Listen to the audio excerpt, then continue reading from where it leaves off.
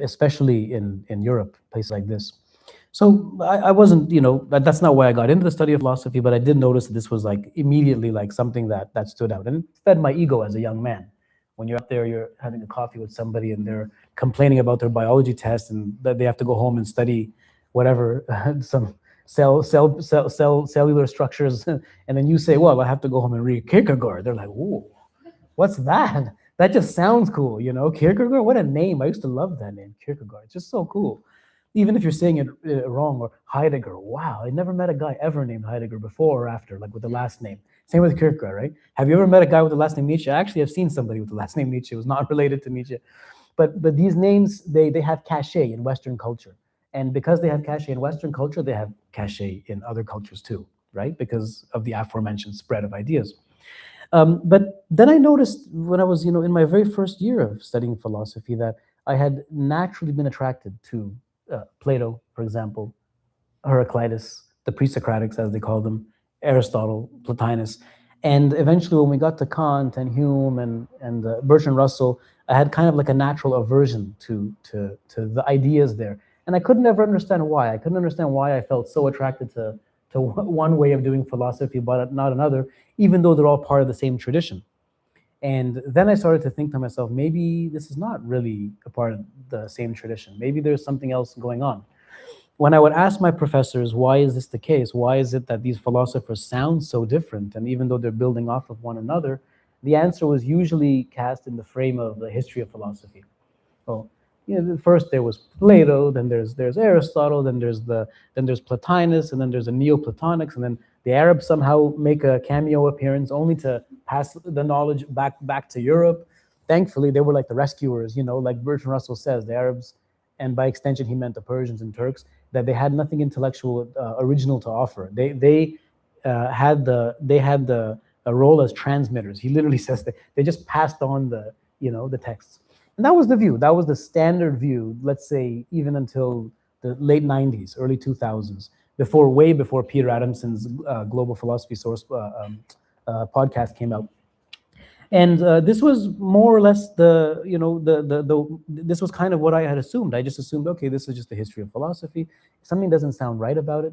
And then I had, of course, been reading, at that time, what I considered Islamic philosophy, which was a very specific kind of Islamic philosophy. It was the Greco, Arab translation movement, and it was the early history of Islamic philosophy. One of my teachers was Michael Marmoura, a very, very well-known late Palestinian scholar of Islamic philosophy.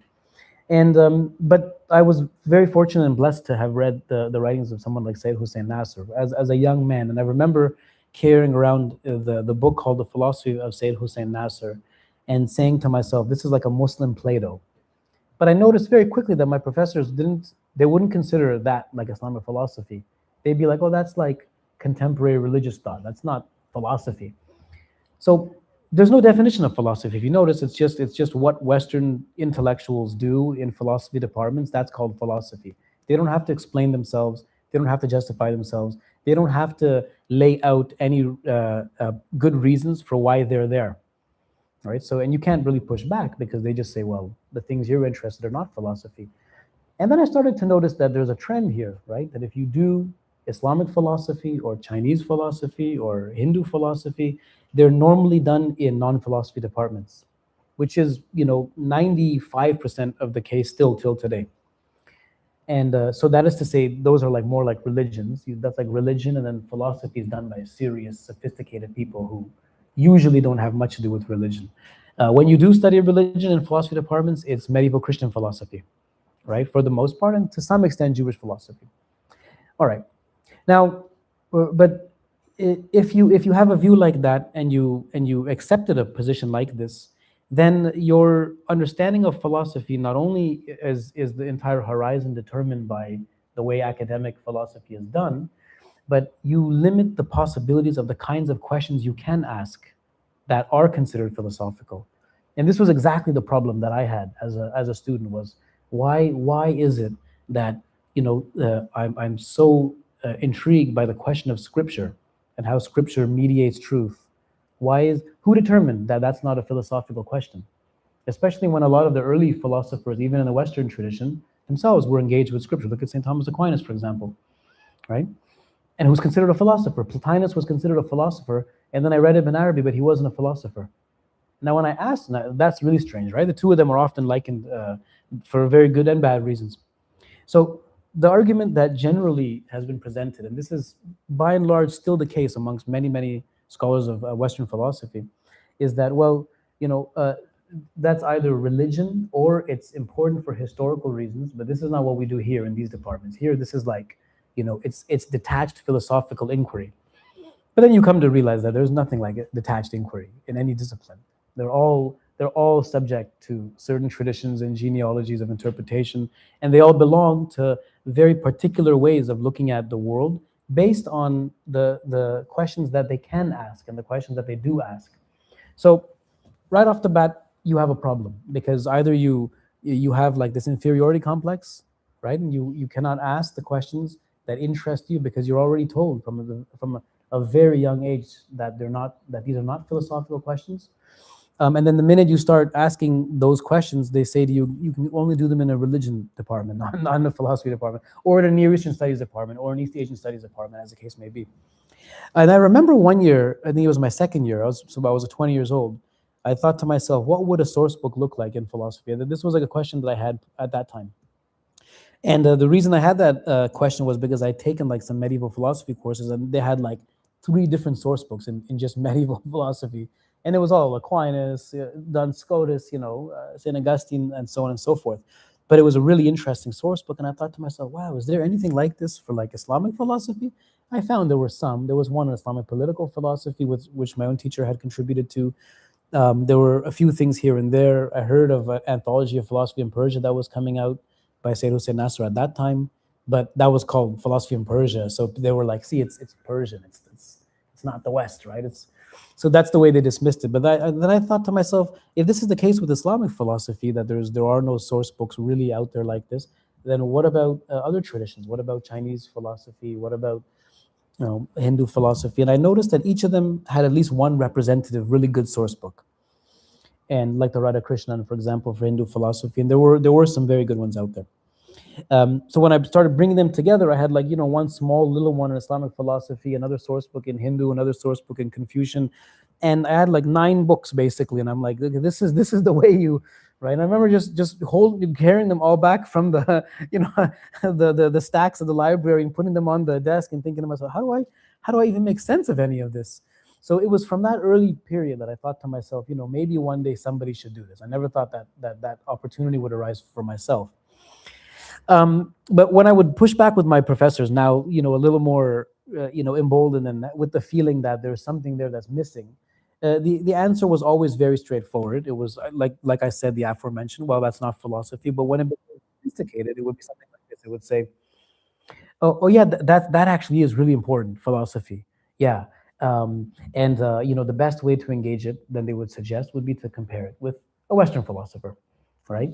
And that's how a lot of people who work in global philosophy operate, right? Like they try to situate it within Western philosophy, conceived of as a universal, right? And these particular traditions, because they're somehow not universal, they have to speak to this greater universal, and their relevance and their importance is only important, and it matters only insofar as it can be measured against the achievements of Western philosophy. So that's a standard view. I think that's like I said, probably like the norm still. The other view was that these are interesting in and of themselves, but for historical reasons. So Ibn Arabi gets a death date, D1240. Kant never gets a death date. You've noticed that if you even if I ask somebody when did Kant die, most people don't know, right? Haven't you ever noticed that? That's not done by accident, right? Once you put a death date on somebody, you've historicized them, you particularize them, you regionalize them, and you push their relevance back there just as like antiquarian interest. They don't have anything meaningful to say to us today, which is really funny. Like if you go to Iran, for example, may God preserve the people of Iran in the country. There are contemporary Sadrians walking around, like we call like you would see like a Kantian, at Princeton or something, right? In Iran, there are literally people who walk around who call themselves Sadrians, like in these philosophy departments. So it's very funny, right? They would never think of Mullah Sadra died 1640, like they just wouldn't think this way. So the way the canons of philosophy have been transmitted and communicated have a lot to do with for lack of a better word, I think ethnocentrism and a kind of universalizing of Western philosophical categories, and then dumping them onto the others and judging them as the arbiter, as they do, and assessing their value only insofar as they match their achievements. And then even then, they're always, laid low. This is a generous interpretation and a generous reading. And the people who engage in such ways of doing comparative philosophy, they think they're doing a favor to the Easterners. Basically, we've allowed them. It's like the brown guy you let in. Basically, there's a party happening, and we'll let them in. Let's see what they have to offer. Anyone who's ever read Brian Van Norden's book Taking Back Philosophy, I think you would benefit greatly from that. It's kind of like a satire on the way philosophy is studied in the West, and it has, from my own perspective, certain limitations in its vantage point. But it's courageous because he basically tries to show you how specific Western philosophy really is, and how it's really not universal. But how it's been made to be just because of the fact that it asserts itself to be so. Now, it's easy to say that there is no global philosophy when there are no sources that you could easily point to. I had a colleague do this to me a few years ago before the Sourcebook came out. He said to me, "Oh, I tried to teach Chinese philosophy. Number one, there's just too many, where do I even begin? There's all these individual translated texts here and there." And he goes, "And there's something about it, I will admit, that's not universal." I remember him saying that to me. When this book came out, I let him know about it, right? It's not universal. So, but what for him was universal, Hegel? Have you ever seen, if speaking of ethno-racism, right? Or Kant for him was universal. Well, Kant, do you ever see what Kant says about black people, right? How is this? So it's not universal, right? Because they, number one, don't get to pick who's universal, right? They don't get to own philosophy. And so this source book, it really is a response to that attitude that philosophy, number one, it should look a certain way, and that if it doesn't, well, it can't be. It's something less than philosophy. So you might as well just call it something else. And people who work in these traditions, and as an Islamic philosophy person myself, I've seen a lot of Muslim philosophers fall into the same trap where they won't call Islamic philosophy. They'll give it the different names that the North American, European academics want to give to it, because they don't consider it philosophy. So they'll be like, "What are you doing?" They'll be like, "I'm doing intellectual history," right? Just think about that. Imagine going to a philosophy department, pulling out a Plato scholar and saying to him, "What do you do?" He would never say, "I'm doing intellectual history." He'd be like, "I'm doing philosophy," right? So that's a problem. That's a problem, right? And an intellectual historian is not dangerous, right? Because they're just studying. They're academic nerds studying just ideas. And because I was trained in the history of intellectual history, Islamic intellectual history, I could see that perspective from a mile away, right? Like it was the most easiest and of all of the positions, the most simplest to dismiss, because the minute you start looking at contemporary Islamic philosophy, you're no longer an intellectual historian. And what are you, right? And I remember, again, my interaction with Professor Nasser, I always thought to myself, this is a living philosopher. This is somebody who comes from a tradition, who have teachers that go right back to Avicenna, and he himself can give you his whole lineage like this. And there are so many people like this across the globe. If you meet them, you think to yourself, this is incredible, right? Like, how can this be? They're not doing intellectual history. I never would have thought in a million years that someone like Professor Nasser or Sayyid Naqib al-Attas, who just passed away, rahmatullah alayh, that he's doing intellectual history. He has a book on Islam and secularism, which was extremely influential amongst Muslims. Some of you know the work, right? It was ignored by Western academics and intellectuals because it gets to the very heart of what the problem is with secularism. So an intellectual, insofar as they're thinking Islamically, they're not doing philosophy. Maybe they're religious thinkers. We give them the word theologians. That's what we call them. And even then, theologian, it's not going to be raised to the level of an Alvin Plantinga or somebody like this, right? It's not a Christian theologian. It's a Muslimic, as they say, Islamic theologian, right? So now navigating this space, right, tells you, number one, how much of a problem this issue is. It's not.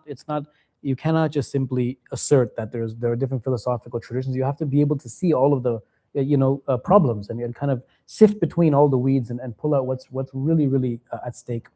Now, when I thought of the source book, the first thing that occurred to me, that is when I started thinking of actually doing it, it was my blessed wife, bless her, it was her idea, first of all. So like most good ideas that occur to me, if she's watching, probably all of them, It was literally her idea because she'd been telling me about the politics of race for years. And I grew up, I have to admit, in Richmond Hill, and I had very kind of cloistered kind of existence, and I could never see what she was talking about when she was talking about the things that we are very familiar with today, like decolonization and post-colonial theory. And she was in this world. She knew it like from the beginning. And one day I remember saying to her, "No, I think it's merit. It has nothing to do." She's like, "You're so naive," right? So it was her idea. And one day when I shared with her this idea that there's just nothing that pushes back against philosophy as in terms of primary sources, in terms of this narrative. She said, maybe it's time for you to start thinking about doing something like this. And I thought, okay, I would love to. Something that, like I said, I had envisioned way back when, just very broadly, kind of like a wish. I wish that would be cool. And she goes, "Why don't you do it?" It was COVID, and we were just sitting around, not doing a whole lot. And I thought, okay, maybe I should. But where do I begin? Because how do you define global philosophy? How do you define non-Western philosophy? How do you even begin to think about this? So I started reading now more carefully books like Van Norden and corresponding with all of these different philosophers. And the word that I had was I was calling it non-Western philosophy. I remember thinking of it as non-Western philosophy. And my colleague Alisa Freschi, who's at the University of Toronto, who works in Indian philosophy, South Asian philosophy, she's one of the first people that brought up with me the problem of calling it non-Western. So in Toronto, there's a place. There's a lot of different regions in Toronto. There's one place called Vaughan, right? Vaughan. It's a region in Toronto, like Mississauga and like Oakville. But Vaughan, they call themselves the city above Toronto, like geographic. They call themselves the city above Toronto, right? And so it sounds kind of strange to call yourself the city above Toronto. Like you kind of like are acknowledging that Toronto is just better somehow by saying, well, we're the city above Toronto. But you're acknowledging that they're better, right? So this is what the word non-Western philosophy sounds like to a lot of people. It's like it's philosophy, but it's not Western, right? But it begs the question, what's philosophy? And so by othering yourself vis-a-vis the West, you're falling into that trap. So bless Lisa for bringing this to my attention, and through our conversations, the idea of global philosophy came up. So I started corresponding with different publishers about this idea. At this time, it was just an idea. This would have been around 2021, I guess. And I'd been at that time speaking to a major publisher, like one of the biggest publishers in the academy, and they were very intrigued by the idea. And we had this long conversation, I remember, and we shared ideas. And one day the person said to me, "Well, what were you thinking of? In terms of what would this source book look like?" And I said, "Well, I'm thinking of like a source book, like imagine like philosophy without the West." That's exactly, and that's what I thought for a long time the book should be called. But again, it would push it, it would other too much. When I said philosophy without the West, the guy, it looked like he'd seen a ghost. He just could not conceive of what that could possibly be. He looked like he was gonna cry almost. He's like, and then he said, "No, but what I was thinking." Then he gave me his idea. He was like, "What I was thinking was, okay, 100 texts is a good idea. Okay, 100 texts, that's a lot of text, right? That's like 200,000 words almost. We'll give you that. We'll give you the 200. What I was thinking for like, you have like the Bhagavad Gita, then you have like a passage from Kant, a passage from Hume, and then you have like, Muhammad Iqbal, and then you have, something from Nietzsche, maybe, and talk about their relationship, and then maybe a Chinese text, and then 3 from Wittgenstein. And then in the end, he was basically giving me like a balance. It was like, 70% Western philosophers, 30% non-Western, and please sign the contract and you'll get a nice book. And I said, I cannot in good consciousness ever do something like that. And that publisher, which will not be mentioned, they actually do have a source book called World Philosophies, and it looks just like that actually. It's 121 texts. I think maybe 8 or 9 are non-Western. And the Islamic text they have a passage from Muhammad Iqbal and one from the Quran. This is literally one, right? And this is the case with most of this is the way it's done. So if you take seriously though that wisdom has been appreciated and loved and pursued and written about and lived by non-Western peoples, then and that they've done so well before Western civilization was even a category, if you want to call it civilization. A dear friend of ours yesterday pushed back against the idea of even calling it civilization. But whatever you want to call it, right? Before Europe was even a category, you have Before Plato and Aristotle, you have many, many traditions philosophically who've been doing what they would have considered the pursuit of wisdom. So that is to say, wisdom doesn't belong to any one culture or human being, right? If someone says, well, we have the term philosophy, philosophia, it comes from the Greek. Oh, I know that. I love the word. I named my daughter Sophia because that word, it's everywhere, right? Sophia, it's the embodiment of wisdom, literally. But that's just because we're using like Greek and then like a genealogy of a tradition that comes out of the West to call that thing that we call wisdom. It comes from Sophia. But other traditions have words that tell you what wisdom is, but they don't call them Sophia because they don't speak that language, right? In Arabic, there's the word hikmah, which has to do with control, actually, right, and judgment. The Quran says, "Whoever's been given wisdom has been given abundant good. وَمَنْ أُوتِيَ الْحِكْمَةَ فَقَدْ أُوتِيَ خَيْرًا كَثِيرًا." Right? No one ever questioned Islamic civilization that this was not the equivalent of Sophia, just because it didn't exist in Greek. In fact, when they translated the Greek texts into Arabic, the word Sophia, the natural equivalent was wisdom, was hikmah, excuse me. And of course, the word wisdom itself in English, it comes from a word that has to do with vision and seeing, right? A lot of people don't realize that. And so, because when you see something, right, in your mind, you have control over it, you can understand it. It's actually related very, very deeply to the notion of hikmah. And different traditions have clearly, therefore, different words that would speak about this thing that human beings all seem to admire and love when they do see it. No pun intended. Right? Something to do with the inner nature of knowledge, the connection between the subject and the object, and the union between them. And this is across cultures. You see this, right? Even if we don't have even a word for it, some cultures don't even have a word for this, but they all recognize it when they do see it. In Arabic, also, you have the term marifa, which has to do with recognizing something that's deep, deep down within your soul, right? Which is a very good equivalent of what philosophy is etymologically in English. All right, so if we put aside the word wisdom and we say, in these cultures, if we let them tell us what their words are, how different would that look? What if we just don't apply any standards to these texts? And that's more or less what I did in this book. Was I contacted, as far as I could tell, the I thought to myself, kind of like, the William Chittick of Islamic philosophy, wherever they are in Indian philosophy, Chinese philosophy, Japanese philosophy, that is the people who are rigorously trained in their materials and who are also, major philosophers and academics. If they could tell me what their wisdom traditions are, whatever they're even called, and they can tell me what texts matter, maybe I can bring them all together. So this was like the basis of this. And what I found was I'd reached out to about 80 different contemporary, living academics globally, most of whom I didn't know because it's in Islamic philosophy, it's a small world. But Japanese philosophy, who'd be the person working in Japanese philosophy? I get to meet all of these people, and I realized that they all shared the exact same frustration that I had experienced. And I always thought that Islamic philosophy was somehow siloed off, because of its history to Western philosophy. But the people working in Hindu philosophy, Taoist philosophy, even to an extent Jewish philosophy, had experienced the same problem, and they signed up for this readily. They it was the most seamless kind of process, actually, like how many people came together and the text that they were all suggesting. And then if they were not able to do something, they would put me in touch with a bunch of people who would. So eventually, the source book began to come together in a very, like I said, seamless way.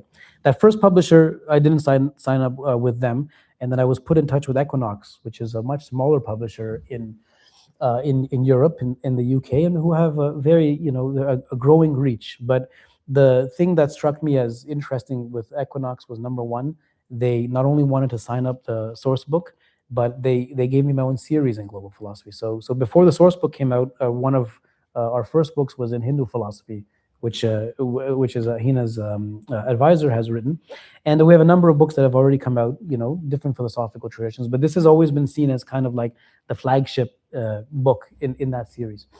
Now, when you put the materials together, if you have, like, let's say 80 different texts, and They look like Western philosophical texts, so people are used to them, and they don't look like Western philosophical texts, and people may not be used to them. Then there requires, you have to kind of do a lot of explaining, and I found that I've been falling into this trap, right? Well, this is like a poem; it's not Western philosophy, so maybe I should explain it in the introduction. And then I caught myself doing this as somebody who should know better, right? And I thought, no, that makes no sense, because no one, I would never think in a million years that Maulana was not a philosopher, right? And I would never even try to justify that to anybody. I teach a course, as I've mentioned to some of you, on Maulana in the philosophy department at my university, which is like, to a lot of people, very shocking.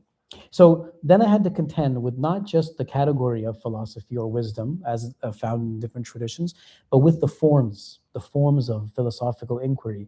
And this is a very, I think, essential aspect of the book, that there are close to 100 philosophical texts in there, but they're not all in prose.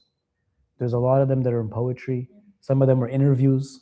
Some of them are commentaries on texts. And this again shows you that the Western philosophical tradition, whenever they've encountered texts that have not been, like, let's say, analytic enough or in prose, they usually push them off to the side, maybe to literature. Like Nietzsche, for example. I think he's a great contender for being a 20th century philosopher. Who would ever say he's not? For the most part, he's considered like a great German literary scholar. Oh, he's the father of postmodernism. He's not really always taken very seriously, especially in analytic departments, right? So the more literary it becomes, the less philosophical somehow it becomes. One of my teachers, when I was in my early 20s, his name was James Robinson. He was a very famous Plato scholar. Maybe some of you read his stuff. He's like, of all the books ever written on Plato, I think his ranked like number 2. It's called Plato's Psychology. And one day I went to go see him, and I always thought he was like, just a regular academic philosopher. And he said to me, "Oh yeah," I said, "How was your summer, sir?" He said, "It was very good. I was in the Himalayas or something like this, debating with a monk about Dharma and its relationship to Sophia." And I couldn't believe that. I was so surprised to hear that. That's really cool. And he's one of the first people that said to me, he goes, "Don't think that English departments are not doing philosophy." And I really found that surprising. And I used to tell that to my professors, and they said, "He's a little old. He doesn't know what he's talking about, right? Please excuse him." And he's the guy who discovered Heraclitus, of course, or made Heraclitus popular, right? In his fragments, you may have seen them. So the form is as important for the transmission of philosophical teachings as is the content. That's one of the underlying arguments in the book, that if you take philosophy seriously on all of its levels, and you really do conceive of it globally, then not only is the Western philosophical tradition seen as very particular and by no means universal, but it actually it's dwarfed in comparison to what's out there. Actually, like, this is 100 texts, fine. There could possibly be, I mean, I'm exaggerating a little bit. There could be probably 3,000 or 4,000 other non-Western philosophy source books that would look completely different. These are some of these are some of the foundational texts, in the different traditions.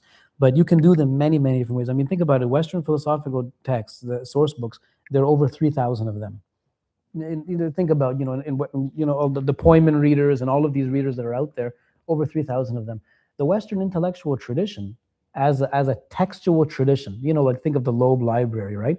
This is about 1,000 books, about 1,000 books. And if you take the 20th and 21st century, we're looking at maybe, on a very generous estimate, 5,000 works that come out of one civilization, which has dominated the intellectual scene of the world. If you look at Islamic texts on a very conservative estimate, books that are in print and in manuscript, this is well over 4 million texts. 4 million. Sanskrit, 1 million in manuscript libraries. Islamic texts, 4 million, maybe 8 million. And then this is not just in Arabic and Persian and Turkish, right? It's Urdu, it's Bengali, it's so many other languages, Chinese. Carl Ernst, one time I asked him this question, because he's he knows so much about manuscript, such a master of manuscript culture. And he said to me that if you look at all the Arabic and Persian books in print, this is about 5 to 8% of what's in manuscript libraries. Just think about that for a second.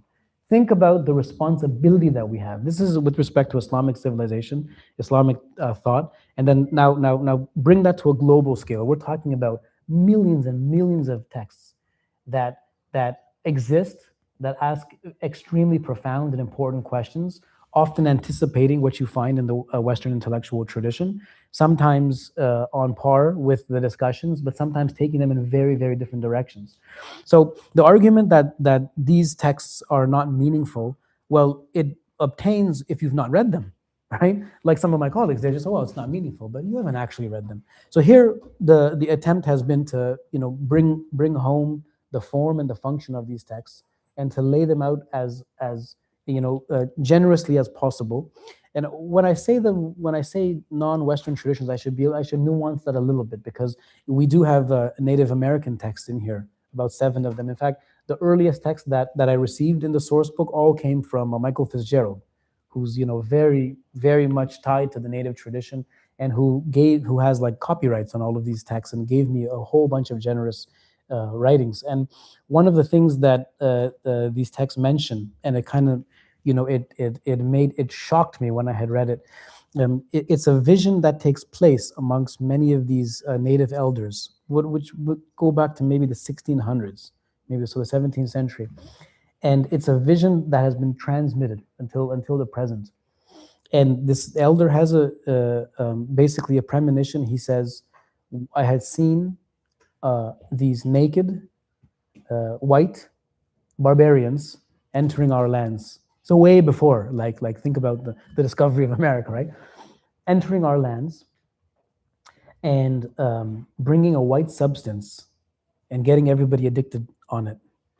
Now when I'd watch a lot of mafia films as a kid, so I thought cocaine, right? Cocaine, of course, angel dust, right? And of course it's not cocaine at all, it's sugar. The reference was sugar, right? Think of the transatlantic slave trade.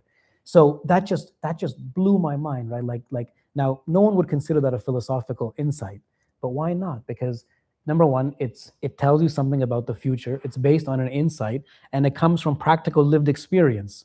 This is exactly what isn't this what the Oracle at Delphi does, right? Isn't this exactly what happens in so many pre-modern texts in the Western tradition? So I wanted to just lay out for you. This is kind of like the general context for how the book came together. And then what I thought I'd do is maybe offer you some reflections on where I think this source book can be meaningful. So the obvious place, of course, is in the classroom, right? There's hundreds of different ways it can be taught. I'm currently devising a syllabus for one of my courses on this, and I'm realizing that there's just so much there. It's really difficult to kind of to pin it down. And in the end, it amounts to about close to 100 texts from 12 different traditions in 16 different languages. So you can imagine how many ways you can approach it. And the materials have been organized into like 5 very broad categories. The first one, it's metaphysics, basically, origins, existence, and cosmos. The second one is language, logic, and knowledge, so broad epistemological questions. There, anyone who says that non-Western philosophers were not analytic enough, they should just read that section, right? There's plenty of nerdy Indian and Arabic texts to make the analytic philosopher happy. The third section, it's on aesthetics and praxis, and the entire question of ethics. The fourth section, it deals with ultimate knowledge, ultimate reality, that is, religion and scripture. And the fifth section's on liberation, selfhood, and ultimately the overcoming of the human state, right? So transcending the different levels of consciousness. I think that in terms of placing the material, you can do it as like somebody who's interested in the history of ideas. That's one way. I'm not going to talk about that here as much, but I do believe that these materials, even though the vast majority of them belong to the pre-modern period, I think that if you really isolate, the potential for change amongst these texts, and you're able to kind of see what they're trying to say, they do answer very important ethical questions today, but it has to be linked to the pursuit of wisdom. And so what I wanted to do is share with you a statement from the foreword by Roger Amos. Roger Amos is like one of the main people who's been at the forefront of globalizing philosophy for maybe over 50 years. And he's a very famous scholar of Chinese philosophy, Taoism, and Confucianism in particular. And what he does in the foreword is he lays out why the source book is important in terms of all of its materials for bringing about change in the world today. And when I read it, I was just so pleased because number one, I wouldn't have been able to say the same thing in the introduction. My introduction amounts to a little preface of 2 pages because there's no way you can bring it all together. But he really, he really nails it. He really is able to see what wisdom is meant to do. What wisdom is meant to do, not just give you a bunch of knowledge in your mind, but to transform your entire being. And then once your being has been transformed, then to go about and transform the world. So I thought I'd read some sections of his forward to you, just to localize the point, and then maybe I can share some examples from the source book for you. All right. So he says, a source book in global philosophy, when taken in sum, is nothing less than a deliberate challenge to each one of us to live in this world in a different way.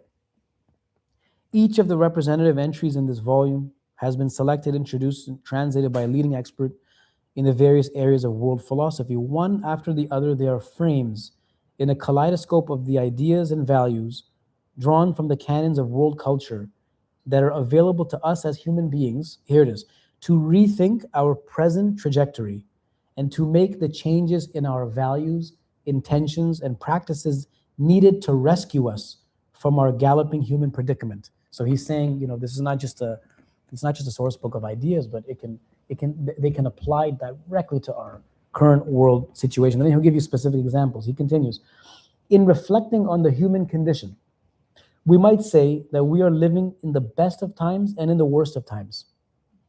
We can claim that it is the best of times because of what we humans as a species working together have been able to achieve. To take just one example, we are living at a moment when humankind has reached the capacity to alleviate historical problems as entrenched and demanding as the plight of world hunger itself. This magnificent animal called the human being has, in our time, developed the science and the technology that would enable a global initiative among developed nations to move immediately and quickly to address the world hunger problem in all of its parts. Global hunger is no longer a problem if we already have the solution. The issue then is not a technological or a scientific one, it is ethical. While we have the solution to the problem, we lack the moral resolution to act on it. All right, and then, so then this part's, right? So then look at how he connects this. He says, we need access to and reflection on all the cultural resources we have as human beings if we are to live in the world in a different way. We need it all. And again, what we need from our sources is not more knowledge about the world, but rather the wisdom to live in it differently. So as you can see, I've not seen such a better exposition before of exactly how a source book like this really does mean something, to our lived experience here as human beings in the world. Of course, if somebody does not wish to address any contemporary issues and they just read the materials for their own personal knowledge, you can gain so much out of it. Now, going on the question of how the different forms of philosophy are to be framed and to be understood, and how poetic thinking in particular is relevant to the philosophical quest for humanity, not because Heidegger said so, but because it's just been the norm amongst human beings way before the West existed as a category. I thought I'd share 2 poems with you, or selections from poems in the source book. Again, these are major philosophical texts in various traditions, and they drive home, for me, something that's typical of the source book. Number one, they take you to the question of internal reflection. So there's this whole explanation amongst many philosophers that say that knowledge that's self-reflexive is really the first line of entry for a person who's interested in philosophy, right? It has to be self-reflexive. It has to come back to you. It has to lead you to a questioning of self and selfhood. All right. And then after that, of course, what do you do with it, right? There has to be a transformation, an ethical transformation. And then it should, in an ideal situation, as many of the texts reveal, it should take you to the dissolving of the subject and object dichotomy that exists only at an analytic level, right? And therefore introducing, and this is the part which fits in very well here, to love, right? Love is always the place where these binaries dissolve. What does Hafez say? Miyan aashiq o ma'shuq hij ha'il neest to khud hijab khudi Hafez as miyan barkhiz, right? between the lover and the beloved. There's no veil in reality. O Hafiz, you yourself are the veil, so lift what stands between the two of you. So we're going to get there eventually. But let me read you this one text. This is a phenomenal text. It's one of my personal favorites, and it's by a female, by the way. So again, it goes back to what we were speaking about earlier. And she was a Taoist nun, basically. She died in the year 1119 of the Common Era. So she was a contemporary of Imam al-Ghazali. Think about that, right? 1119 of the Common Era. And she, she came from a very well-to-do family. She didn't have to worry about, working in life, and she was, she had everything, basically, kind of like the story of the Buddha. He had everything. It was already at his, fingertips, at his disposal. And then yet she has this major crisis, and she says, what does it mean to really be a human being? How can I actualize my humanity now that I have all the comforts of life? Let me start thinking about, myself for once. Let me deal with me. And it's a very real poem. It's a very beautiful poem where she is able to offer you kind of like a very ascetic picture of what it means to be a person, like how to do without. But her focus is on the body. Like ascetics generally, when they talk about asceticism, they want to push the body away, right? And deny the world and deny the world from yourself. And this is a very common thing you find in Sufi texts. Ibn Quzad, of course, comes along and says, well, asceticism is nothing because the person is nothing. So what they're trying to deny, the world is nothing.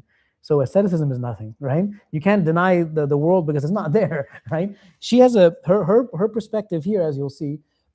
She pushes the world away in order to cultivate the body at a much, much deeper level.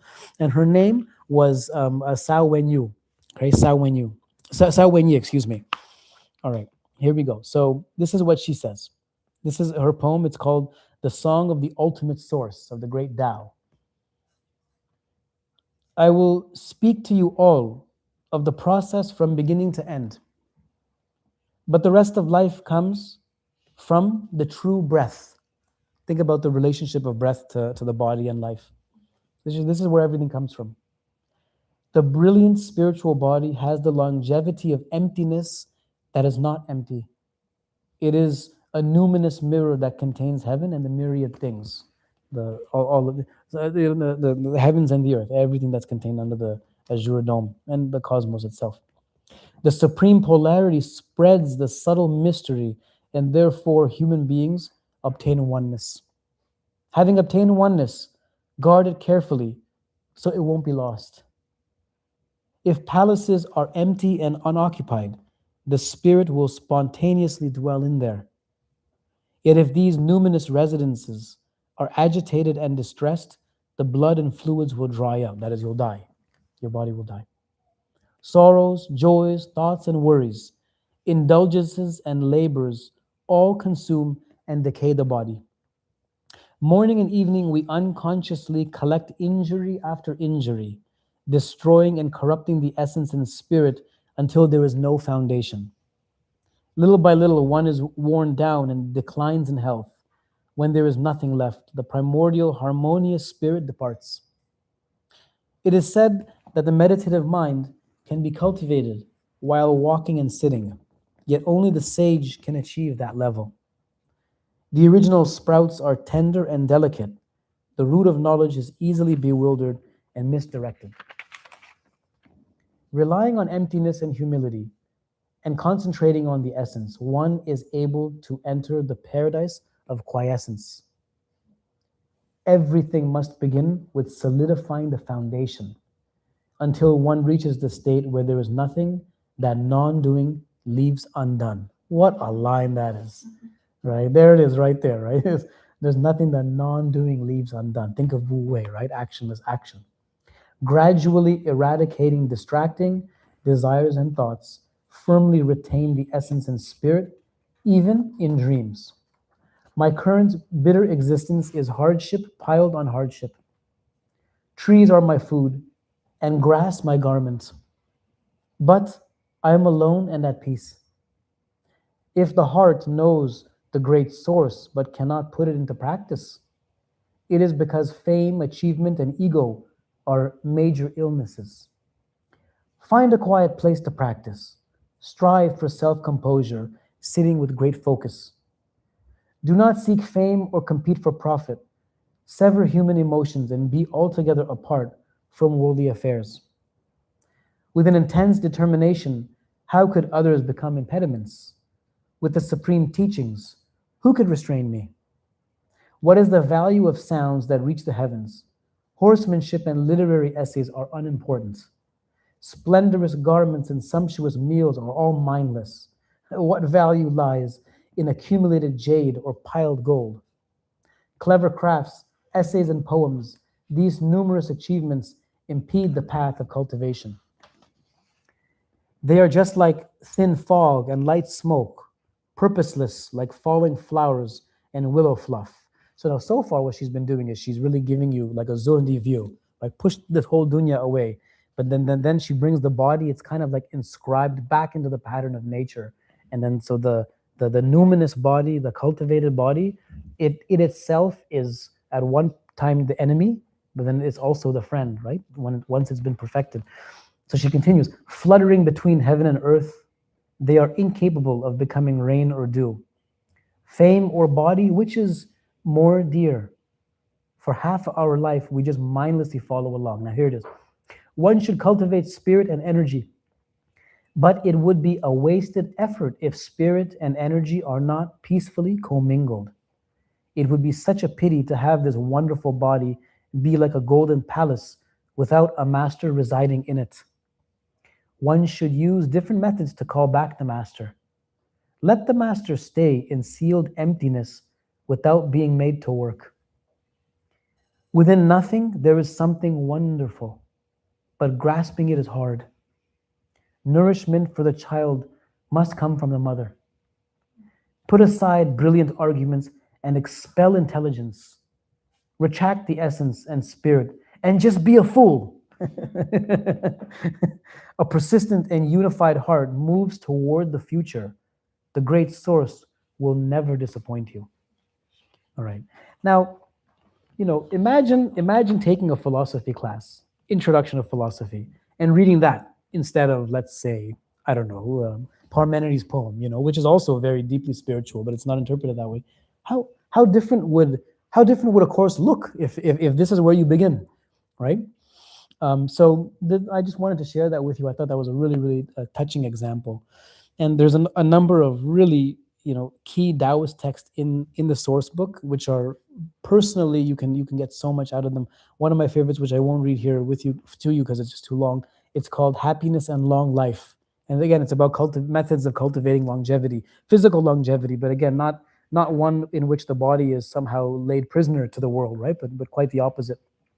Okay, now the other texts, and with this I'll end, and I'll open up for questions. This one is also, it's a couple of poems actually, and this comes from a very different time and a very different place. This goes back to one of the most important Gnostic philosophical recognizers of the Islamic tradition. His name was Baba Zahin Shah Taji, or they called him Taji Baba. He died in 1978. He's buried in Karachi, and he's considered by many, even till today, to be a major, major wali. And when I read these translations for the first time, which were made available by our dear friend Amr Latif, I thought to myself, wow, if Ibn Arabi wrote in Urdu and lived in the 20th century, this is what it would have sounded like. They're remarkable. They have, there's an energy and a force to them that just jump out, And my Urdu, it's still not great at all. But I remember when I read these, I thought to myself, I got to go back and just look at the originals.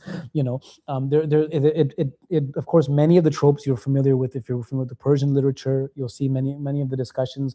But it does have something very, very distinctive. Not like Sabke Hindi style, much more like contemporaneous. And like I said, the flow and just the force of his words, they really, really hit home. And it's coming from a different place, right? This is more like, a person who's literally like that aforementioned poet had mentioned, a philosopher, you become a fool. This is somebody who's realized what it means to be a fool of God at the highest level, right? Divanagi, as they say in Persian. And remember, there's the hadith, right? You should worship Allah until they call you a crazy person. Right? So this is the poem of a real person who's realized in their junoon, in their craze. So this one. It's called "I Am Yours." I am yours. He says, if I am sane, I am yours. If I am crazy, I am yours. If I am secret, I am yours. If I am legend, I am yours. If you destroy me, I am destroyed. If you repair me, I am yours. If I am a ruin, I am yours. If I am a palace, I am yours. For this, your self-disclosure, I sacrifice myself. I sacrifice myself for every form in which you disclose yourself. If I am a candle, I am yours. If I am a moth, I am yours. Hide yourself in 100 veils, or if no veil remains. If I am related to you, I am yours. If I am a stranger to you, I am yours. You are the world of my intoxication. You are the realm of my drunkenness.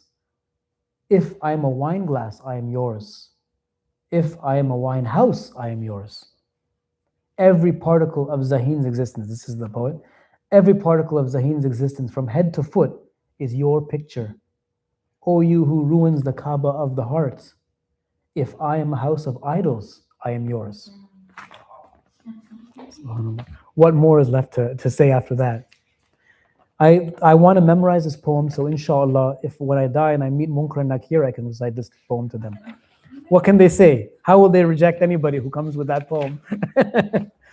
Okay, now this one, this was equally as good, if not better. This one is called Something Else. And my hat's off to Amr Latif for his translation abilities. I mean, who else could?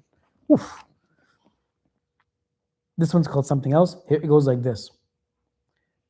Though there is no one else manifesting in all that there is, in everything, these looking fancy, seeing something else.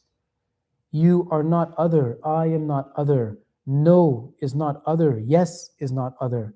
The lords of certainty are one thing, the companions of surmise something else. Whom else will they seek? Whom else will they find? They will leave your door, but can they go anywhere else? The people of the garden are The people of the garden are busy remembering the garden. The people of the garden are busy remembering the garden, but friend, the language of flowers is one thing. The language of flowers is one thing. The language of thorns, something else. Lower your eyes, bow down, ask for vision, ask for a heart. The eye that sees is one thing. The heart that sees is something else. Look at the scattered pieces of the self. The body is one thing, the soul something else. The heart is one thing, the tongue something else. With the wood of reason, feed the fire of love. Sit and watch for a while. The smoke from the blaze is something else. All the drunks, Zahin, live in different worlds. Though the wine is not different, the wine cup is not different, and the wine giver is not someone else. Subhanallah. Thank you all very much. We open up the...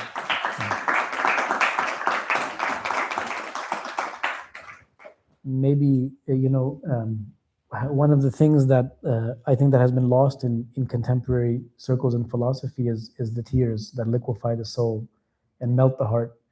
And I remember one time somebody saying that if a philosophy cannot bring a person to tears, then what's the value in it if it's just for your mind?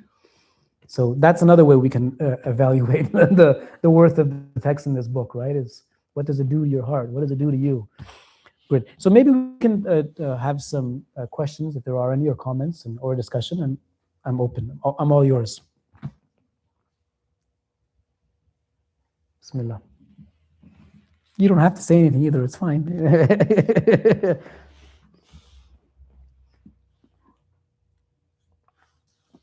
Sammy, come on, man. I know you have a few questions. That's a mic drop poem, that last one, like after that, really, what else could be said? There's a really beautiful poem in addressed to the Prophet. Yeah. And it's written to a feminine voice, Bless you. saying basically the same thing. Whether I'm good, whether I'm noble or virtuous, I'm yours, O beloved Prophet. And it's written with such a sweet, Yes. feminine. Yeah, it's just beautiful. Yeah, wonderful. Can I ask a question? Yeah, of course, of course. Yes. First, thank you so much. It's so rich. I'm wondering whether you think a similar task is necessary for the term and the discipline of theology, right? Yeah. Because you've done, you've done research for philosophy. Yeah. What are your thoughts on? Yeah, that's an excellent question. Yeah.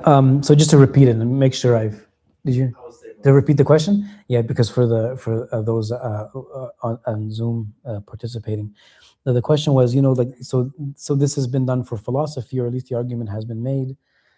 What about for the word theology? The word theology, when it's juxtaposed with philosophy, I think this is where the problem often comes up, right?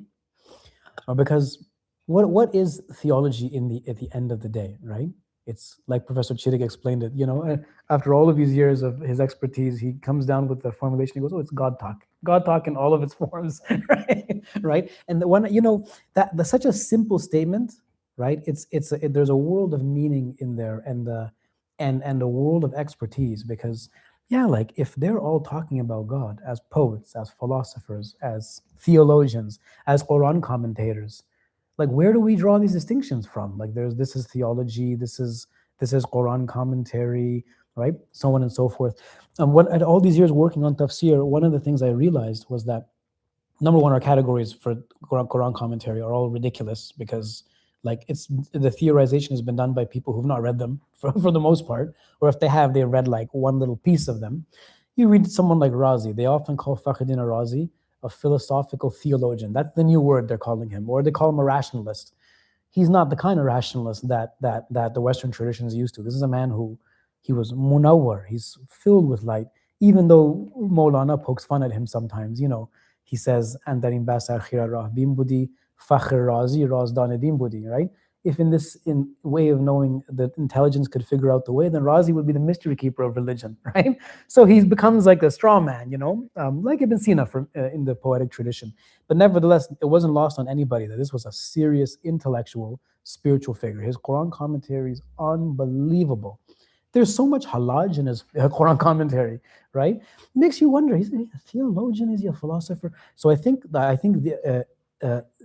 all of our terms basically are fraught. They're all fraught.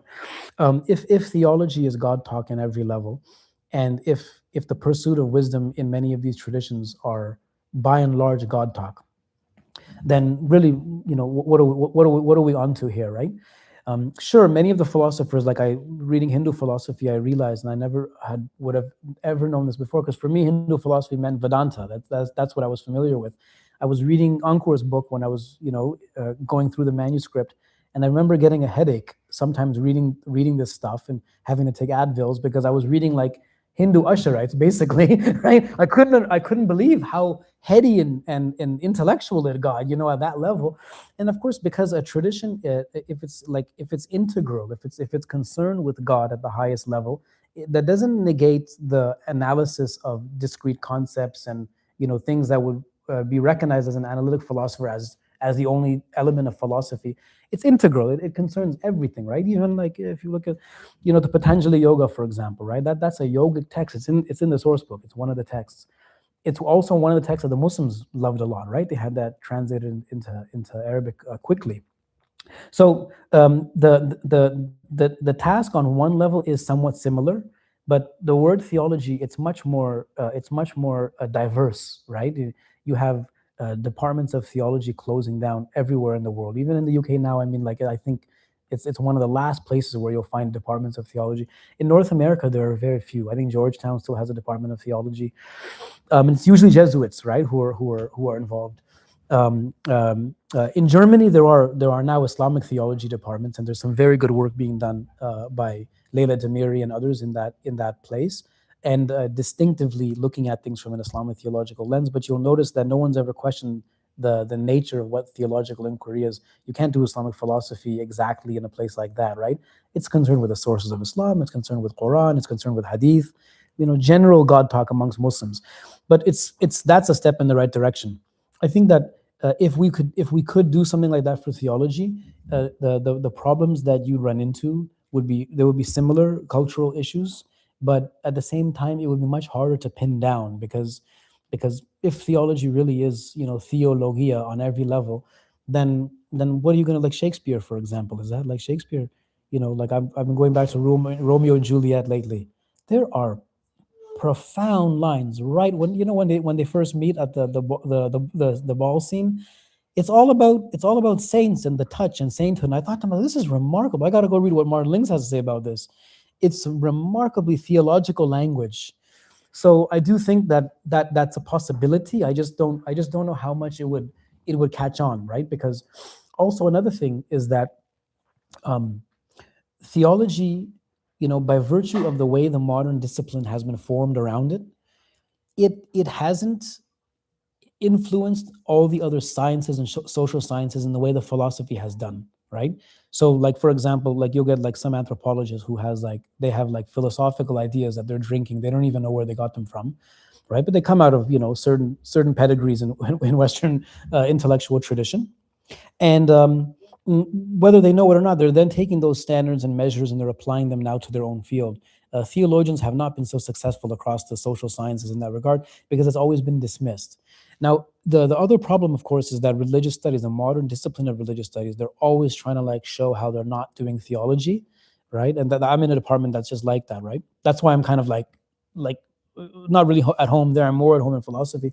But their whole thing is like, well, we're not doing theology.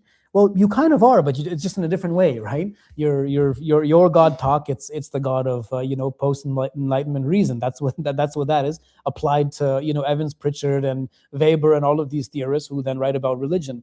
So, but you'll notice that they're always trying to show like it's kind of like not theology is not a science. It's not scientific. The one thing that I have learned dealing with the Muslim theologians all of these years is that if science means the rational pursuit of nature and self, and being able to look at things in discrete ways despite the union of subject and object, then they're all scientists, theologians, all at the exact same time. That's why Professor Nasser, many years ago, he coined the term philosopher scientist to refer to Nasruddin Tusi, because what are you gonna do with somebody like that? Like he's clearly a scientist at develops the observatory in Maragha, and he's a major philosopher. He translated Ain al-Quzat into Persian, for example. And then he's a major intellectual figure too, right? He has a correspondence with Sadruddin Qunawi, Ibn Arabi's stepson, which is like an out of this world correspondence. And then he has his own mystical text, Usaf al-Ashraf, and he wrote on ethics, Akhlaq al-Nasiri. And then he was also a critic of Razi through, his commentary on Avicenna. This one individual, how are you going to even begin to categorize them? So the long and short of, to answer is I think it's a much more porous problem. It's much more diverse. But I want to say one more thing about our own theological terminology too.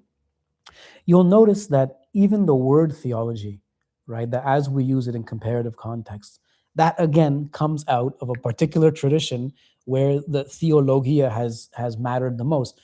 If you look at Islamic theology, what's the common term that they use to talk about Islamic theology? It's kalam, right? And there's all these theories about what kalam is. Did it come about because Muslims were debating with Christians about Jesus as the word of God? That's one of the theories, as the kalima. Or as some say, it's just kalam, it's just talk. They're just talking, right? Or is it there's something deeper because Allah is the mutakallim. He's the one who speaks, right? So it's to understand the word. After the Quran is called the kalam Allah, right? So whichever way you look at it, if we called it kalam and we call it speech and we call this discipline speech, what are they going to be able? How are they going to? They won't know what to do with it. But then you'll see why someone like Razi, as a theologian, is so concerned with the Quran, right? So even our terms themselves, they're so problematic. The word salvation, I love that one. That's like the best of them because salvation means something. It has such a deep meaning in Christianity. But the minute you look at the Quran and you look at the etymology of words that might mean salvation, you come up with najat. But najat doesn't have to do with salvation as much as it has to do in most instances in which it appears in the Quran as a verb or as a noun. It has to do with being saved in this world from drowning. It's always related to water, Isn't that so interesting? Yeah. It just changes the whole way you think about terminology. And so deliverance is the way, often it's right. So you're being delivered from yourself, from the flood of the dunya, and then in the akhirah too. So yeah, a great question. But I think that theology makes more sense in it when you bring in the comparative context than just like, as you've done, so well, mashallah. Yes, Sammy. In the last poem that you read, you mentioned feeding the wood of reason to Yeah. fire of love. And so I was wondering where you would situate intellect or capital I intelligence in that. Yeah. And Yeah. also another question as well is if metaphorically, of course, one should throw a source book in global philosophy into the fire as well. Yeah. Oh, yeah. Well, in the end, everything has to go in the fire, right? Everything, including ourselves, right? What's that verse in Maulana? Ishq. Oh, what's that? Ishq an shole az kuchum bar farukht, harche juz mashuk baqi jumle sukht. Right? He says, love is that, it's that flame that when it rages forth, it burns everything except the self-subsisting beloved. Everything has to go. So yeah, in the end, all of it, our books, our knowledge, right? But and it can help, I think, cultivate that state. So that's why knowledge and learning is so important, because it can take you only so far. But to go back to your the first part of your question, which is actually related to the second one, is that they often make distinctions in the tradition between modes of reason, right? That's another thing that's often lost upon a lot of people who want to write about reason, is that it really depends on what you call reason, like in English, and then compare it to like other traditions. In Arabic, for example, the word that they normally translate as reason is aql, right? And it makes sense, because like if you look at people who, when they translate like Arabic, for example, today into English, they'll often use the word reason because it just seems like such an abstract concept. But the word aql is not abstract at all, actually. It's a very particular word. It comes from a root that has to do with tying a camel, right? Taqil is when you take something and tie it, and so you're imposing limits and constraints on something, and you're weighing it, you're kind of like weighing it down, and you're holding it in place, right? Um, so and fettering, basically, you're fettering the knowledge. Now, uh, aql can also be a faculty within a person, right? It can, like the faculty of reason, we call it, right? The intellectual faculty. Despite all of that possibility, the distinction that they make between aql is that there's different, literally, modes of aql. So there's the kind of aql that it allows you to dominate the world, allows you to control your environment, literally, specifically to fetter knowledge and to bring it into your purview. And Maulana, he gives it the term which is common in the tradition. He calls it aql juzvi, specific, particular knowledge. And then there's another kind of knowledge, intellect, called aql kulli, right? The universal, or the capital I intellect. And his most famous verse, aql juzvi aql ra badnam kard, kam dunya mard ra bikam kard, that the partial intelligence has given the capital I intelligence a bad name. Desire for the world, calm, like Kama Sutra, like desire for the world, like avaricious desire for the world, has made the human being desire less for the things of God. So it's interesting. He situates the partial intelligence with a kind of desire for dunya. It's very interesting. And Professor Chittick pointed out very well recently in I think it was an article or a conversation, I don't remember. Oh, it was in one of his lectures, where he said that, that's the kind of knowledge that we call scientific knowledge, and it's what allows you to control your environment. That's he just narrowed it down to that. Basically, it's all concerned with control, right? Controlling your environment, learning particular subjects, and you need it in the world that you live in, right? No one's saying they should not have partial intelligence. It's very helpful. That's what makes our world go around, right? Knowing how to build a bridge, for example, all that comes out of partial intelligence. It's often likened to light that enters into a room, and that it illuminates a dark corner or region in the room, but not the whole room. So there's other parts of the room that are not illuminated, but what the partial intelligence has done is it's gone in that one corner, and it sheds, as they say, light on that thing, and so then you can see it, but you're missing the whole. Now, the person who says that all of knowledge is in that one corner, well, They're looking at things from a very partial perspective, right? Now, so when they say throw the reason in the fire, and when they have expressions like this, they always refer to that partial intelligence. The capital I intelligence, that's the union of the subject and object. That's exactly the actualization of heart knowledge. It's what Baba Afzal Kashani calls the farugh huviyat. It's the effulgence of the divine he-ness or itness in the world. It just shines. It's like the ray of light that comes from the sun. It's not distinct from the sun, and it illuminates not just a partial corner in the room, but the entire room, and not just a partial part of the heart, but the entire heart. Oh, there was another, yes, yeah. No, thank you. Thank you so much. This is a wonderful talk and very inspiring book. So, in the beginning of your talk, you said that the Western philosophy, dominated our imagination and understanding our philosophy. So, especially after completing this book, very comprehensive, you are, looking at maybe the all possible, philosophy traditions. So, after completing this book, based on your observation, maybe your feeling, what are the areas Western philosophy is missing or ignoring most, but other philosophy traditions, especially Islamic tradition, in possibly bringing original ideas, especially to understand the human nature and its, and also understanding its capability or capacity to achieve the best, like a human being, right? Like an insani kamil, or the best capacity for a human being. Yeah, excellent question. All right, so one of the ways that let me just repeat your question. Sorry for the audience at Zoom, and tell me if I've misunderstood anything. But basically, how can the Western tradition, or rather, what is it missing? What is it missing in itself vis-a-vis these non-Western philosophical traditions, and in order to come to its own self-understanding? Is that okay? So, the argument there is one argument that posits the question of non-Western philosophy on almost like the politics of knowledge, like terms that are related to the politics of knowledge, which is that, well, the West needs this because of its racism and all of these things and colonial history, and the East will help you, it'll liberate you, and there's a lot of people who have a view like that. And this is when they don't take Western philosophy very seriously, and they're like, look, you guys are missing all of these things. But that wouldn't be fair to the Western intellectual tradition, because the Western intellectual and spiritual tradition has all of those resources within its own tradition. It's just that it's rebelled against itself, right?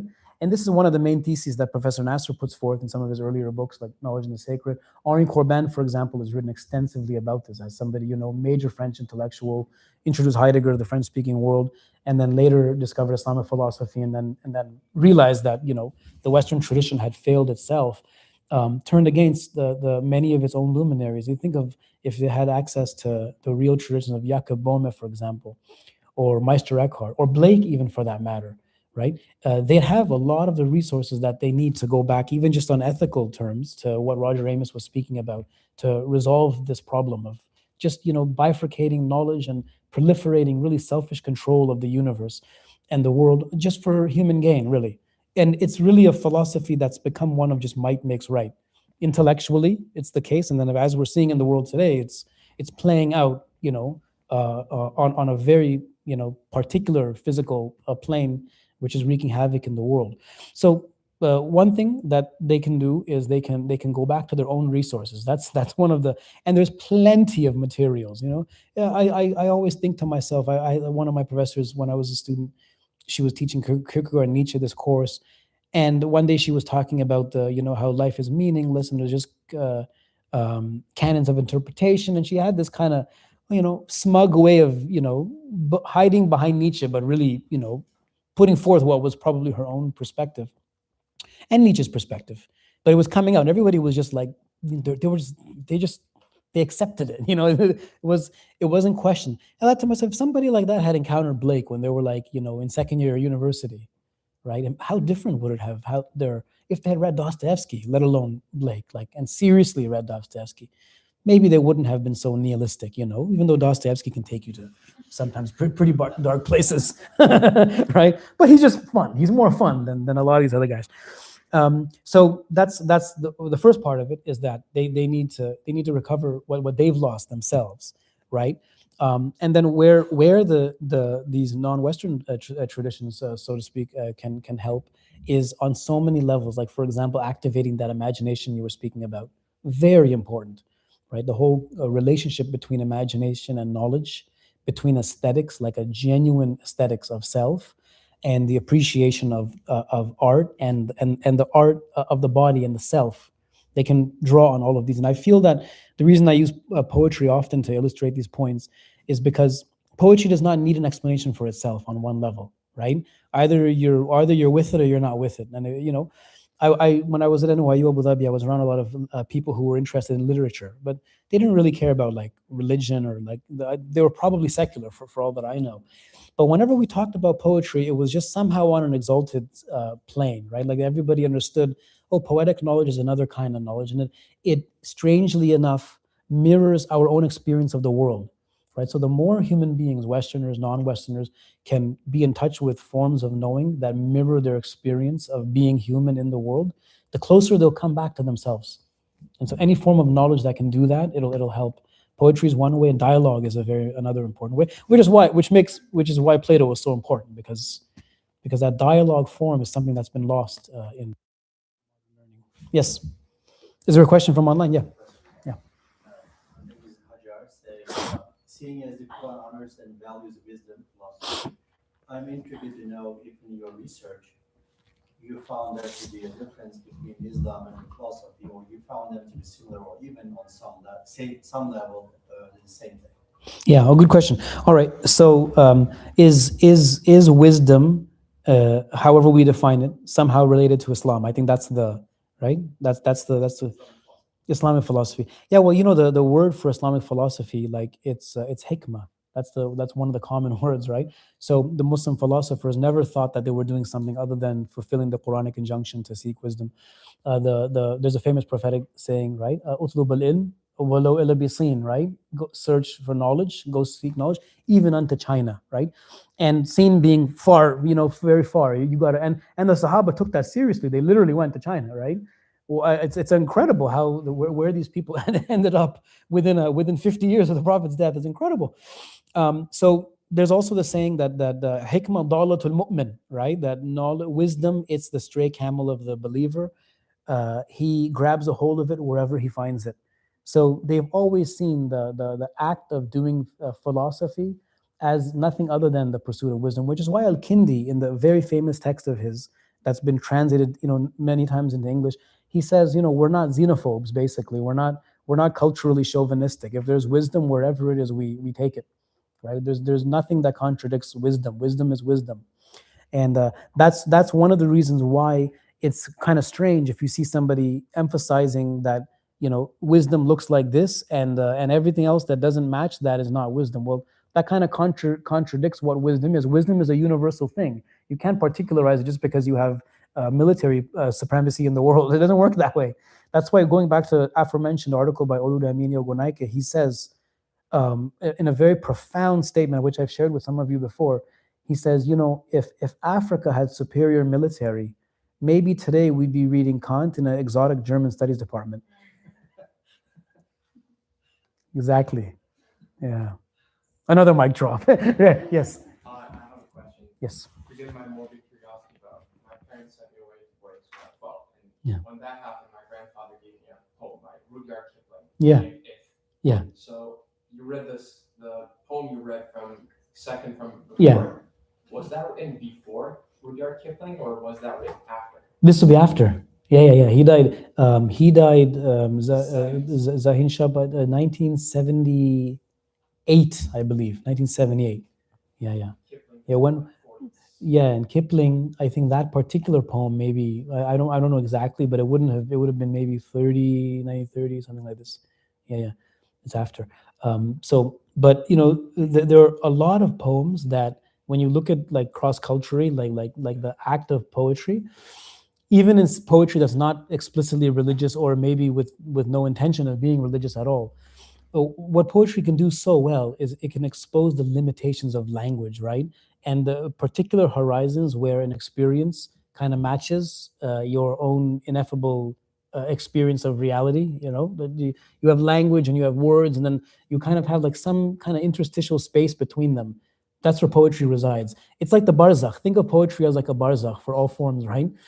And that's why many of the greats, they don't just resort to poetry, but they say that poetry itself, it comes the closest, as I mentioned earlier, to mirroring reality, but also to your own experience of how ineffable things really are. Like, you kind of understand them, but the minute you put them on paper, something goes awry about them.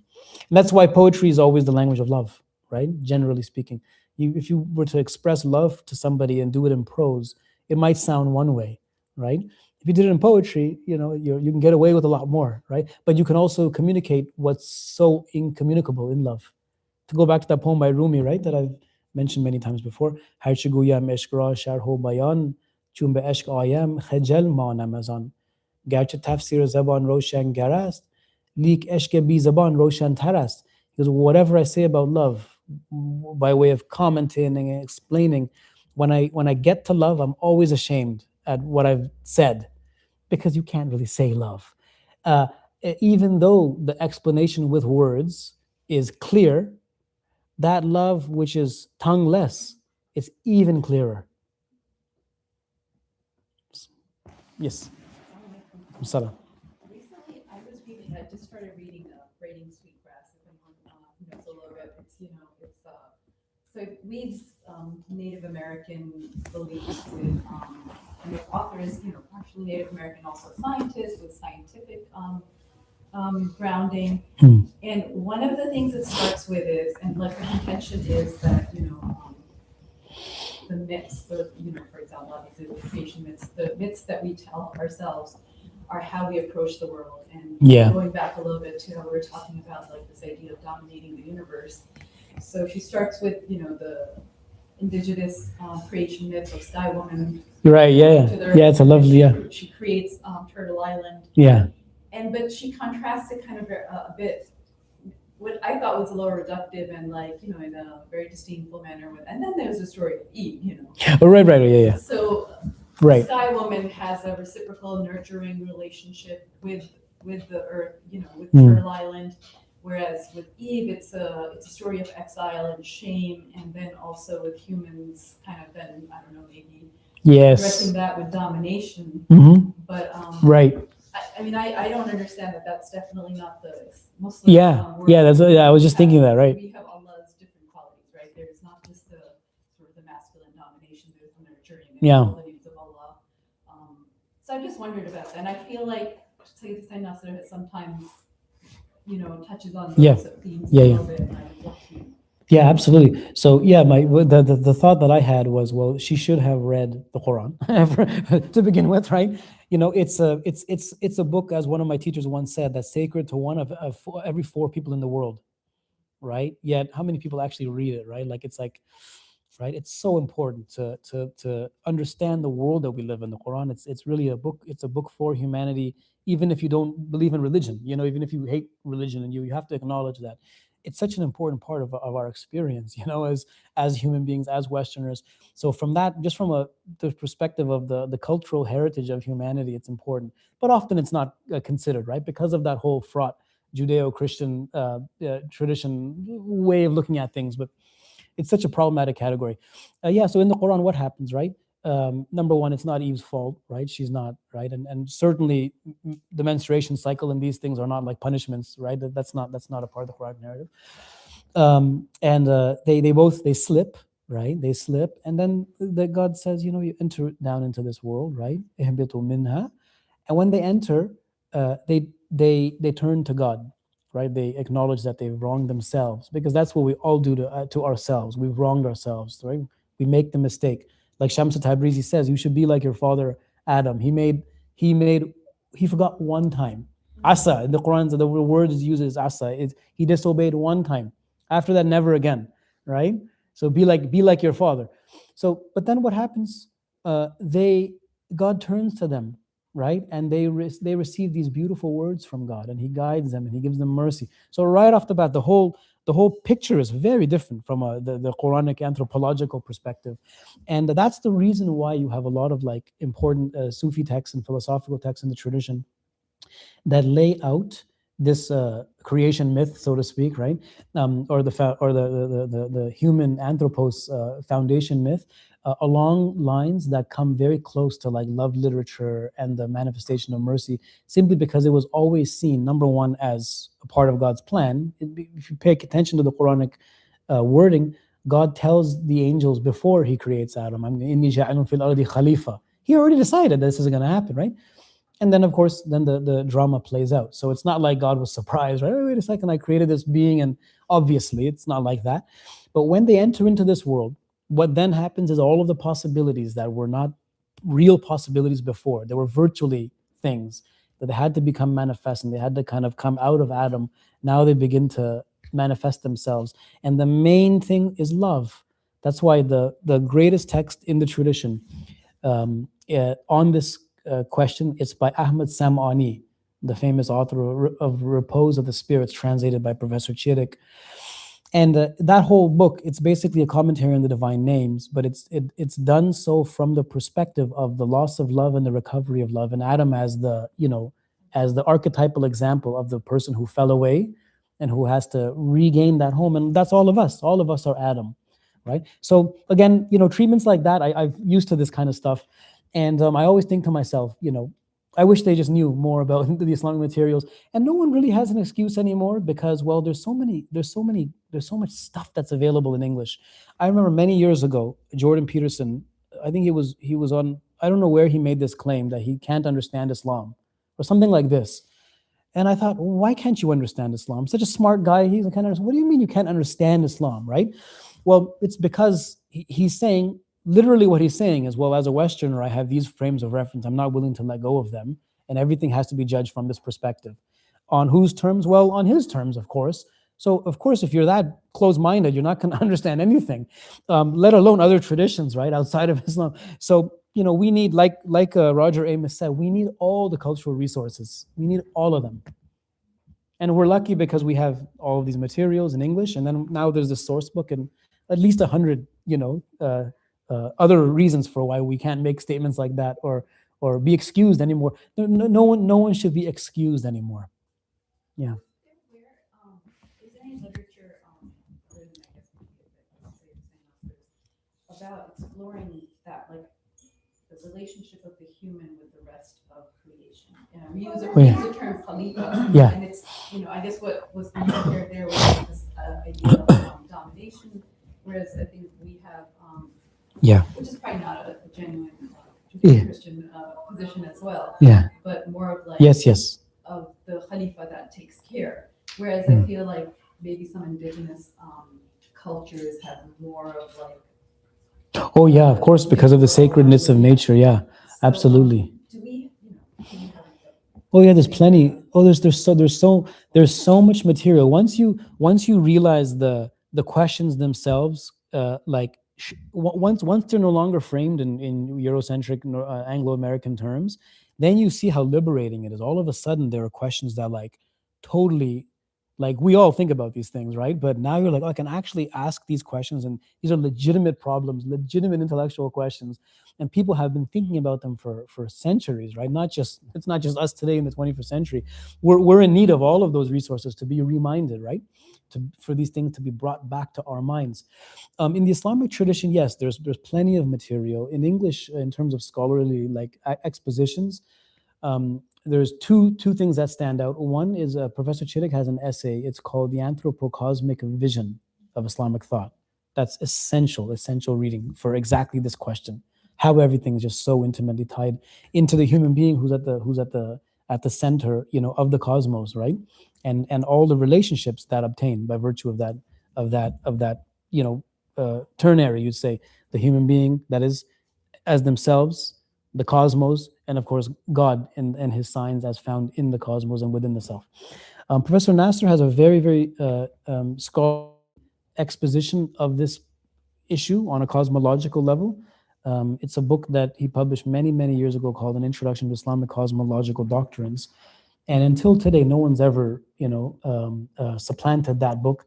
And whenever he speaks about the book, he'll say, it's very unfortunate that no one has ever, been able to top this book. And he really genuinely means it's sad that this has happened. Like, how come that book, it's been there? I mean, it's a phenomenal book. That's one reason. But it makes you wonder, like what are we doing here, right? Like he's given all the keys are actually in that book. The other thing is there's one of his papers. It's a chapter in one of his books called The Religion and the Order of Nature. In there's a chapter, it's called The Wisdom of the Body. The Wisdom of the Body. And a lot of people are into embodiment and effective knowledge and the synesthetic experience of learning. I always tell them, read that chapter, because that chapter explains so well to you what the body is on a very universal plane. And at the beginning of that chapter, he has a poem, which is his own poem in Persian, which summarizes basically the whole perspective, and I'll recite it for you if I can remember it.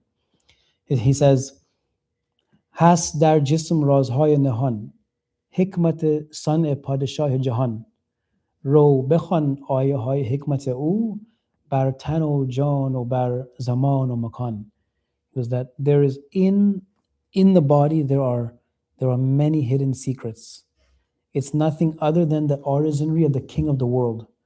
Go seek his signs, go seek his wisdom on the body, in the body and the soul, and upon time and space.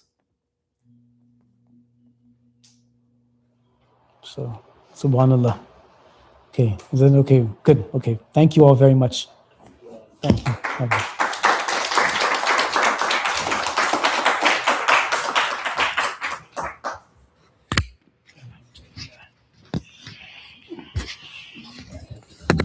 Barakallah feek. Jazakallah khair.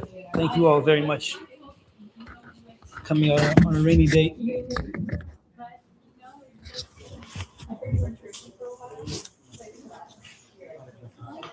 Salam, did you get your copy? Sabah has it. Yeah. If you don't, Sabah, her copy. If you don't get it, then that means she's got two and she's not getting it. No problem. How are you? I'm glad you made it out. Yeah, this was